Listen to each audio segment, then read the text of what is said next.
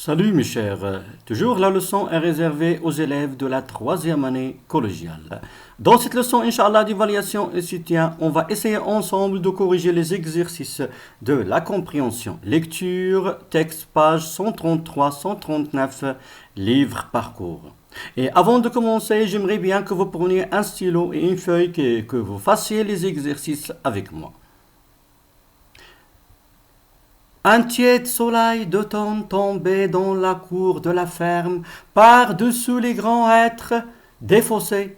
Sous le gazon tondu par les vaches, la terre imprégnée de pluie récente était moite, enfoncée sous les pieds avec un bruit d'eau, et les pommiers chargés de pommes semaient leurs fruits d'un vert pâle dans le vert foncé de l'herbage.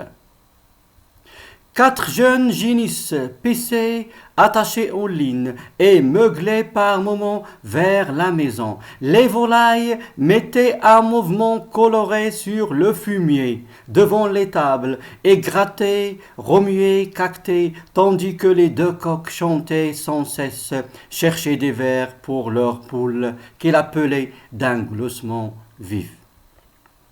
Soudain la barrière de bois s'ouvrit. Un homme entra, âgé de 40 ans peut-être, mais qui semblait vieux de 60, ridé, tortu, marchant à grands pas lents, alourdi par le poids de lourds sabots pleins de paille. Ses bras, trop longs, pendaient des deux côtés du corps. Quand il approcha de la ferme, un roquet jaune, attaché au pied d'un énorme poirier, à côté d'un baril qui lui servait de niche, remit à la queue, puis se mit à japper en signe de joie. L'homme cria « À bas Finot !» Le chien se tut, d'après Maupassant le vieux. Alors, j'espère, mes chers, que vous avez essayé de lire tout d'abord, de lire et relire le texte. Passons maintenant à la correction. Commençons par la première question. Relève du texte la source et l'auteur. La source et l'auteur. Alors, comme vous remarquez, la source ici, c'est le vieux. Et l'auteur, c'est Maupassant. Alors, la source, c'est le vieux. L'auteur, c'est Maupassant. Soulignez la bonne réponse.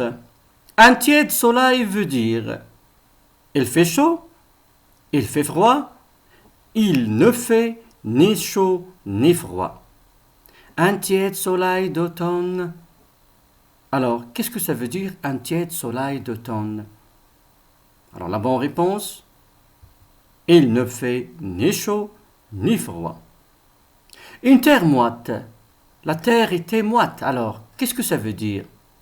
Une terre aride, une terre humide, une terre rude. Quelle est la bonne réponse? Alors, une terre humide. Vrai ou faux? L'histoire s'est déroulée dans une ferme. Oui. Dans une ferme. Très bien. L'histoire s'est déroulée au printemps. Un tiède soleil d'automne. Alors, est-ce que c'est le printemps? Non. Donc, c'est faux. Relève du texte. Le mot qui a marqué un changement dans le cours de l'histoire. Soudain, la barrière de voix s'ouvrit. Un homme entra. Alors, quel est le mot qui a marqué le changement dans l'histoire? Le mot, c'est soudain. Et quelle est la personne qui a marqué ce changement? Un homme. Relève du texte maintenant les mots appartenant au champ lexical de la faune. Les mots appartenant au champ lexical de la faune. Alors maintenant, on va ensemble travailler, on va relever les mots qui appartiennent au champ lexical de la faune et aussi les mots qui appartiennent au champ lexical de la flore. Observons bien le texte. Revenons au texte. Un tiède soleil de temps tombait dans la cour de la ferme. Par-dessus les grands hêtres, voilà les hêtres, défaussés, sous le gazon tondu par les vaches, la terre imprégnée de pluie récente était moite. Enfoncés sous les pieds avec un bruit d'eau, et les pommiers, chargés de pommes, semaient leurs fruits d'un vert pâle, dans le vert foncé de l'herbage. Alors vous avez vu que le premier paragraphe il est riche des mots appartenant au champ lexical de la forme. On a être, voilà les êtres. Voilà le gazon. Pommier, les pommiers. Pommes, semer, fruits, herbage. Et pour le champ lexical de la faune, on a vache. Passons maintenant au deuxième paragraphe. Quatre jeunes génisses. Quatre jeunes génisses, voici les génisses, les jeunes vaches. Quatre jeunes génisses paissées, attachées en ligne et meuglées par moments vers la maison. Les volailles mettaient un mouvement coloré sur le fumier devant les tables et grattaient, remuaient, caquetaient, tandis que les deux coqs chantaient sans cesse, cherchaient des vers pour leurs poules, qu'ils appelaient d'un gloussement vif. Alors regardez bien, génis, voilà le champ lexical de la faune, les génisses, meugler, ils meuglent, les génisses meuglent, ils ne parlent pas mais ils meuglent. Les volailles, voici les volailles. Le fumier, voilà le fumier. Là, on met les déchets des animaux. Gratter, les poules, ils grattent dans la terre. Regardez bien, ils sont en train de gratter. Remuer, ce sont les animaux qui remuent la queue. Cacter, la poule, il cacte. Coq, voici le coq. Poule, le gloussement. Le gloussement du coq. Alors, comme vous avez remarqué aussi, on a plein de mots appartenant au champ lexical de la faune. Passons maintenant au troisième paragraphe. Soudain, la barrière de bois s'ouvrit.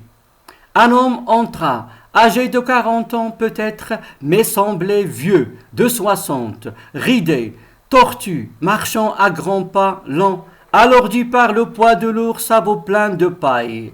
Ses bras, trop longs, pendaient des deux côtés du corps. Quand il approcha de la ferme, un roquet jaune attaché au pied d'un énorme poirier, à côté d'un baril qui lui servait de niche, remua la queue, puis se mit à japper en signe de joie. L'homme cria « Abba Finou !» Le chien se tut. Commençons par le champ lexical de la faune. Ici, on a le chien. Et on a désigné le chien par deux mots. Quels sont ces deux mots? Il y a Rocky et il y a, à la fin, Abba Fino. Il y a Fino.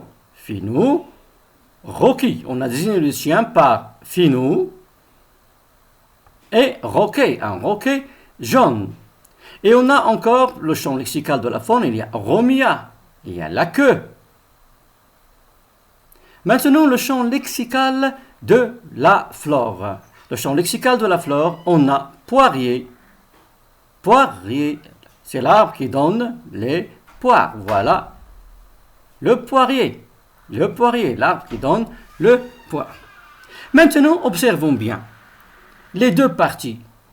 La première partie, ça veut dire le premier paragraphe et le deuxième paragraphe, et la deuxième partie, ça veut dire l'élément modificateur. Commençons par la première partie. Un tiède soleil d'automne tombait dans la cour de la ferme. À quel temps sont conjugués la plupart du verbe dans la première partie? Regardez bien. Tomber, était, enfoncer, semer, paisser, meugler, mettez. Et pourquoi on a conjugué ces verbes à l'imparfait? Alors, comme vous avez remarqué, dans la première partie, il y a le calme, il y a la stabilité. Et on a conjugué les verbes à l'imparfait. Pourquoi? Tout simplement parce que c'est un passage descriptif. un passage descriptif. La deuxième partie. Soudain, la barrière de bois s'ouvrit. On a une action soudaine, il y a un changement dans le cours de l'histoire. Un homme entra. Il approcha. Quand il s'approcha de la ferme, remua, se mit, cria. La plupart des verbes sont conjugués au passé simple. Alors ici, c'est un passage narratif. C'est un passage narratif. Revenons maintenant aux questions. Alors on a relevé les mots qui appartiennent au champ lexical de la faune. On a vache, génisse, meuglet, volaille, fumier, étable, gratté, remuer, cacté, coq, poule, glossement, roquet, jappé, queue, romia, niche, le niche du chien. On ne dit pas la maison, mais le niche. Le baril est un niche du chien. Chien. Les mots qui appartiennent au champ lexical de la faune, être, gazon, pommier, pomme, semer, fruits, herbage, paille, poirier. Maintenant, relève du texte deux mots qui disaient le chien. Déjà, on les a relevés, c'est il y a roquet et finou. Relève du texte les mots ou les phrases qui expriment le calme et la stabilité. Dans la première partie, on a dit il y a le calme et la stabilité. Quels sont les mots qui indiquent le calme? On peut dire tiède, un soleil qui n'est pas chaud ni froid, vert, herbage, coloré, chanté, gloussement, vif, etc. Quels sont maintenant les temps verbaux dominants dans chaque étape? On a vu dans la situation initiale l'imparfait et on a vu l'élément modificateur. Soudain la barrière de bois s'ouvrit, on a vu le passé simple. Dans le dernier paragraphe, la description de l'homme. On a décrit l'homme. Est-ce qu'il était valorisante ou bien dévalorisante? La description de l'homme, est-ce qu'elle était valorisante ou bien dévalorisante? Regardez bien. Un homme entra, âgé de 40 ans peut-être, mais semblait vieux de 60. Ridé, tortu, marchant à grands palans, alourdi par le poids de lourds sabots pleins de paille. Alors, la description ici, est-ce qu'elle est valorisante? Non, il est dévalorisante. Pourquoi? Parce que tout d'abord, l'homme, il peut avoir 40 ans, mais il semblait avoir 60. Et il est ridé, tortu, marchant à grands pas. Tout ça, ça nous montre que la description est dévalorisante. La description est dévalorisante. La justification, elle avait 40 ans, mais semblait vieux de 60, ridé, tortu, etc. Alors c'est ainsi que s'achève notre séance pour aujourd'hui. La prochaine séance, Inch'Allah, on va corriger les questions de la langue. En attendant, à bientôt.